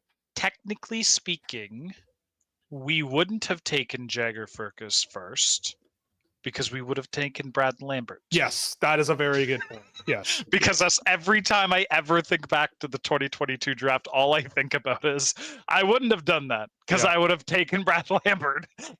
Doesn't matter what the pick is until we get to 30. That's my answer to everything. I remember being in the stands in that for that and just being like, it's got like at like 15th overall it started where I'm like, it's gotta be Lambert. Like it's gotta be Lambert. It's not Lambert. It's gotta like. I remember being on the draft floor in Montreal and going around and listening to everybody like reacting to the picks. Like, oh, that was a great pick. And all I could think about past like 10, although I was already thinking, I'm like, Brad Lambert. Ooh, Noah Oslin, that's cool. Brad Lambert. Like, what is going on? And then I started getting heavy imposter syndrome. I was like, maybe I just don't know what I'm doing. Maybe but he's been a monster since, so maybe don't let him fall to 30. Yeah, I remember watching that draft at home. That side track aside, thinking about it too, and just back going, to the stream. Please, Leafs, take him, please, and they did. Yeah. Yeah. All right. So Ricky asked if they have any thought, if we have thoughts about Artyom Skuchnikov. Skuchinov. Sorry, I've been trying to get that name right. Whatever. Undersized, skatey boy defenseman for Tractor Chelyabinsk. I watched him a lot more in the early parts of the year than the later ones. A guy whose defensive game really, I think, needs a lot of work, but he's a very good skater. I think he's got some good skill as well. I could see him being a late round flyer. You know, you can leave him in Russia for a few years, and who knows what he is in 6 years. I don't know, but maybe a guy I would draft late. Yeah, someone mentioned Hemming and Boisvert for the Isles, Kings for Boisvert. Yeah, makes sense. Someone throwing Matt Baker-Ridden out there a lot.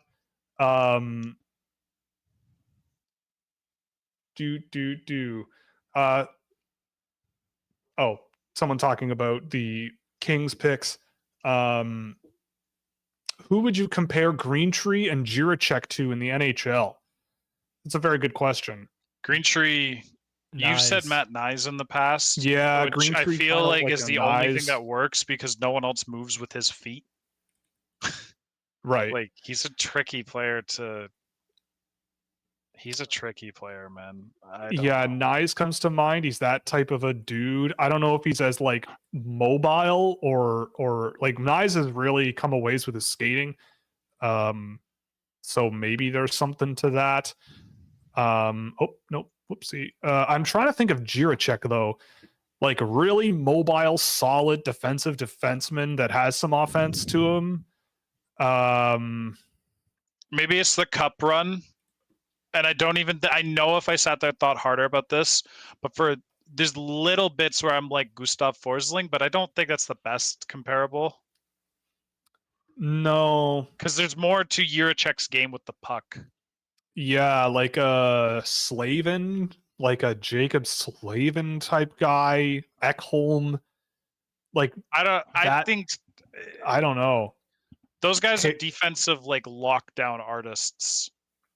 Where it's, I mean, Jacob Slavin had 37 points this year. No, I don't mean like Ekholm not as 45. I don't mean removing I mean like they are defensive studs where Jiricek isn't fully made me go. I could see Jiricek becoming somebody like that. So right. I guess I get where you're coming from. Something in that range, maybe. Yeah. I don't know. I see a lot of people were confused about Tanner Howe, but boy, it's the Toronto Maple Leafs. Never, ever, ever think you know what the Toronto Maple Leafs are going to do. Except for 2020, where they took a mirror off. We all saw that coming. At least you and I. Yes, that's true. Yeah, yeah, we did. Brian Stewart is mad I didn't send Stiga to Toronto. I mean, I'm sorry, Brian, but I mean, I would love for it to happen, but it's not. I don't know if it's gonna. Who knows? If it does, hooray! I would push for it, but trying to put my hat on. If Tanner Howe is a nerd, if Tanner Howe has a Dungeons and Dragons group, all bets are off. 100%. What? It means he can create situations in their head. Yes. Toronto loves their guys who can do analysis work. So, yeah. Well anyway. Spoken. Yeah. But I don't know if he has a D&D group, to be perfectly honest. John asked, would anyone take Montreal's 2 picks next year to move way up in the draft? I wouldn't trade the picks if I'm Montreal. No way. I like next year's draft more than what I've seen this year. And that's me saying that with the benefit of what I remember of this year's draft class last year. I wasn't super excited about this group going into the year. I don't think you were, Sam, either. No, I was not. Like they seemed fine. They were like a fun, nice change of pace, given that's what happens every single time you swap drafts at this point in time. But yeah, I wasn't like. I think 2025 is looking really good. I also agree with this. 25's got more stuff. 25 is going to be the return of Sweden. Yes. 2025 Swedish crop is insane. Yeah. I actually have my tracker for next year already built with names down that I want to look at because that's how I do. So I'll pull that up in a minute. But yeah, next year you don't especially if you're not a team that's in contention area like Montreal isn't, don't trade your picks down the road. Don't tempt fate. It doesn't usually work out in your favor, right? Like, I feel like Montreal still has, you can correct me if I'm wrong, but I feel like Montreal still has a bit of a ways to go. You know, I mean, I hope they're better next season, but in terms of having the comfort to trade their next picks and stuff, I don't think they're there yet. Especially to move up in this year's draft. Who are your top prospects left for round 2? Well, we kind of went through that already. That's not a knife. Now That's not a knife. This is a knife. Why didn't Herman Truff go top 15 in your mock draft? Because he doesn't pass the puck. That's a joke, by the way. We love Herman Truff here. We love Herman Truff. Sam, he might be a late first round pick. I don't think so. I don't think he will. Shut up, Jordan. What are you doing? What is your opinion? What is your opinion on Matvei Gridin? Again, the Black Book summarized it perfectly. A guy who really comes and goes. If the puck is on his stick, he can take off and make a heck of a play. But most of the time when I watch Matvei Gridin, I'm going, where is he? And he's usually hanging around at the blue line, waiting for play to come to him. And a few steps, he makes some separation. He's kind of like discount Beckett Seneca. That's kind of where I am with him. You know, like a less projectable version of a super highly skilled winger with some size and some good finishing ability, but you kind of want more of him at both ends, or at least defensively. What do you think Simishev's timeline is for Utah? Well, Dmitry Simishev, I mean, according to Elite Prospects, his contract runs until, I believe, 2026. Oh, so at the end of next season. Generally, Russians don't come over unless there is a job for them in the NHL. But I think for Utah, that could happen after next season. I think that 25, 26, that entirely is possible. Over. Yeah, I think it's entirely possible. They took him 6th, right? Like, they have confidence in him, and we've seen him play KHL. Like, we know this guy's gonna suffocate NHL. Yeah. Like, he's gonna come over, and people are gonna be like, okay, that was a Moritz Seider pick. Because when he starts suffocating players along the boards with his reach and his just incredible mobility, people are gonna be like, yo. Yeah. And he's still only 200 pounds. At 6'5", 200, that's about equivalent to like 170 pounds at 6 feet. Like, he could come over at like 225, and I mean, if he's still, I still want him to be a great skater. That's his game. That's the game. So don't lose that. But if he doesn't, and he comes over and he's that like 220, 225 defenseman, oh man, after this season, I think it's entirely possible. Do you think Yager can come in and help the Pens next year? No, I don't think so. The league is skewing younger and the Pens need offense. I think Yager is a guy you need in the AHL first. Yes. I don't think I would shove Yager in the NHL after 1 year at all. He had a good year, a really good year, but I still think I'd leave him to develop more and really sort of be like one of the best players in the WHL next year, and then see what he is next year in camp and go from there personally. Who did the Caps end up taking? I sent Chetlachenko to him. Shkuchnikov is not pronounced like that. Thumbs down. I think I did better. But David Phillips also knows a bit of Russian, I believe, so he'll correct me privately, probably. Well, I think the problem is you keep saying Skuchnikov, and there's no K in there. Shkuchanov. I imagine that's got to be better, but there's definitely no K in there. SHCHUCHINOV. He's the Chuchi train. That's how I'm going to respond. That's how he is that's what he is now. The Chuchi train. So there we go. Thoughts on Alexander Pershikov? That's a name I remember. I think that's for next season. Yeah, this guy. Yeah, I think I remember this guy. He's pretty good. I like Pershikov. He's a October 06 for next year. He's on my short list. So yeah, I'll get a look at him next year for sure. Oh, Will, you missed a question, an important one. What? What teams do you guys root for? Sam? I'm going to pull a Jeff Merrick. I'm pulling a Jeff Merrick. I'm gonna say, especially now that I've been doing draft stuff since about 2017, 18. I follow the players I love. I follow the players I love. And no matter where they go, I try to pay as much attention as I can. And root for those guys. I mean, I'm from Toronto. You can put 2 and 2 together, but Sam, take it away. This is the awkward part where I have to say that I can't hear AJ. Oh, right. Recently, so Yeah, like, I so don't know Sam, what he just said. Someone asked what team we cheer for, each of us on the stream. So I like gave my hockey long-winded team? Yeah, I gave my long-winded answer. Oh, Montreal.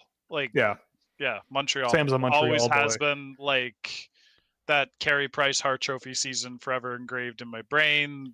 Both conference final runs, 2010 and 2014. 2020 Cup run. Screw you, Sam. My team has You can't success hear me. that the Leafs don't have. And go Leafs, go all the Right. way.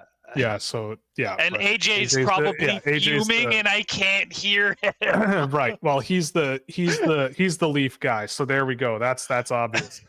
You're a Leaf guy too, all right. though. I know you are. Shush. You are though. You just hide it. Well, why you don't have to tell everybody. No, but I'm serious. Like the players that are, whatever. That's just cope okay. because you've been hurt too many times. But it's okay. What are you talking about? No, I know. Nothing has phased me. Nothing phases me. You know that. I'm not surprised at all. It's like anyway. watching someone go insane because I'm literally the only person out of everyone in the stream, the viewers, yourself, AJ, the only one who doesn't hear AJ. Sam, which tell means everyone this is like a ghost conversation. Sam, tell everyone you can't hear AJ 5 more times. Yeah, and please. Then we'll call it a day on the show. Hey, anyway, someone is saying that Kent Hughes knows Teddy Stiga well and has Boston College contacts, so Stiga probably goes to the Habs. I could see that. Oh, please, for the love of God. Sam McGilligan popped into the chat and asked what we think of Luke Osborne. So Sam, I think that's a fantastic question. I think that's a great question. What a smart person. Did Sam actually pop in? What do I think of Luke Osborne? I think that is the type of prospect that I personally would be super comfortable taking a reach on and going like, I think you've got a lot of the right stuff. I think you play the game exactly how I want a top 4 defenseman to play it.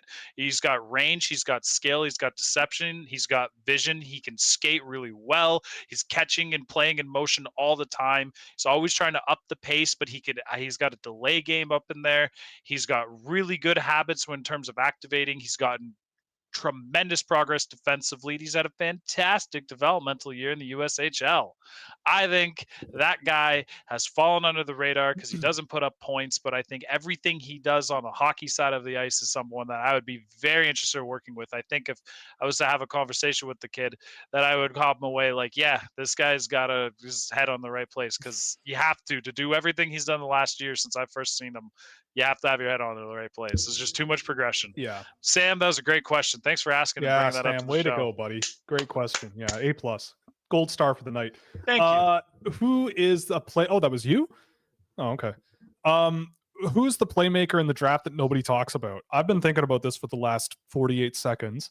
Are you going to say hours? No, my first instinct, it depends on what you mean by nobody's talking about. Nobody talks about Andrew Basha much, and I think he's an excellent playmaker. The other one that popped into my head was, oh my goodness, Luke Misa. That's the other one that popped into my head. But yeah. Sam, what are your thoughts? Well, you took Luke Misa. I'm gonna say, just because people aren't talking about him, I like Nikita Artemonov. Like, I think he's a great playmaker. I don't think he makes plays in the way you typically envision it, in the sense of like you're just carving through defenders and setting up and creating lanes. But I think Artemonov just plays with such a fantastic sense that he's always in the right spot to get the puck, and he's already set up and made a lot of the difficulty creating lanes kind of just the way he reads the game off puck. So much of it's done before he even gets the puck on his stick, and then it's bada boom, bada bing. He's just connecting plays everywhere. That is, by definition, a playmaker. It's true. It's true. Fair enough. Someone said that I love Doug Gilmour, and I do love Doug Gilmour. The guy ruled. What are your current goaltender rankings for the 2024 draft? Oh, this is David Phillips trying to copy my work. But We've for all me, been there. I did that at one point. Yeah, for sure. I've got 14 goalies ranked. But I won't go through all of them because I'm not sure all of them are any good. Again, this is something where I'm not an expert. I'm learning to use a Ricky from Trailer Park Boys phrase, perhaps. But I really like Emil Vinny, really like Evan Gardner, really like Mikhail Yegorov. Those are the three that I've really, really liked. Then Carter George, Ryerson Leanders, Pavel Moisevich, Ivan Yunin. Those are the next four, I'd say, that are in a group. And then the rest are all just kind of flyers for me. Teddy Munther in Sweden, Kirill Zarubin and Nikolai Nikulshin, as David pointed out earlier.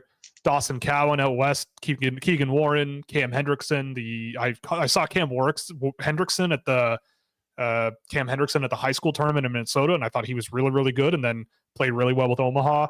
And my last goalie on the list is Alexander Rogatko, who plays for SKA St. Petersburg's worst junior teams and faces 40 shots a night and saves 92% of them.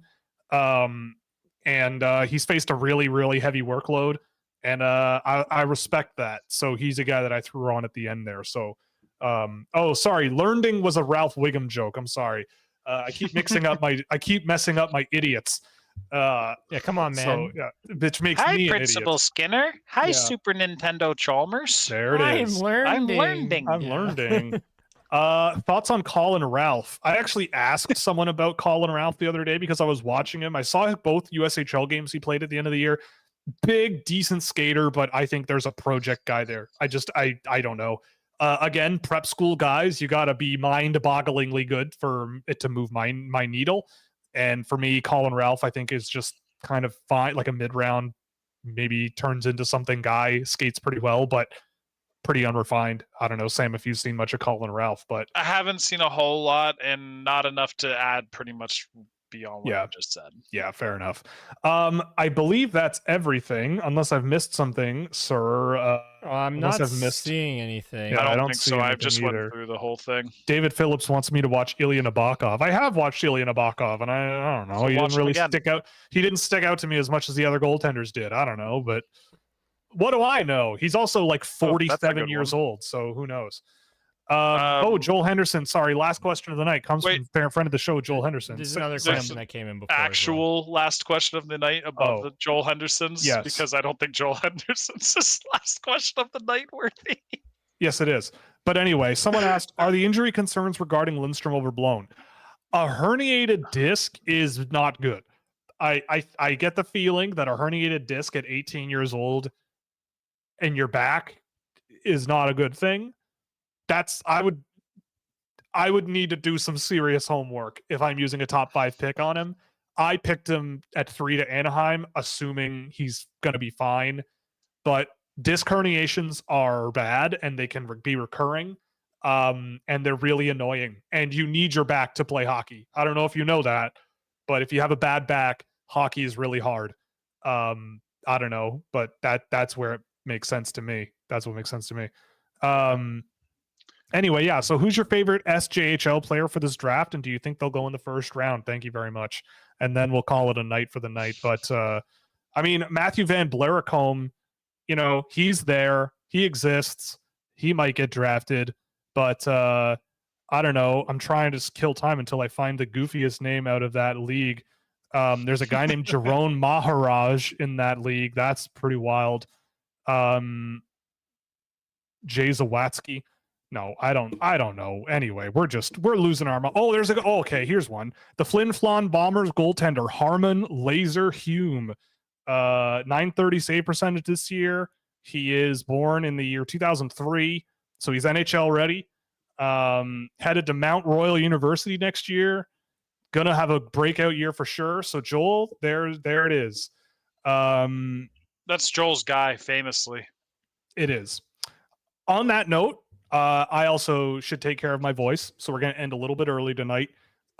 Thank you very much. It's very lovely to be back on camera. Sam, thank you for joining me. Thank you. AJ, I know Sam can't hear you. Yeah. Hey AJ, I can't hear you. Yeah, I know, But Sam. thank you.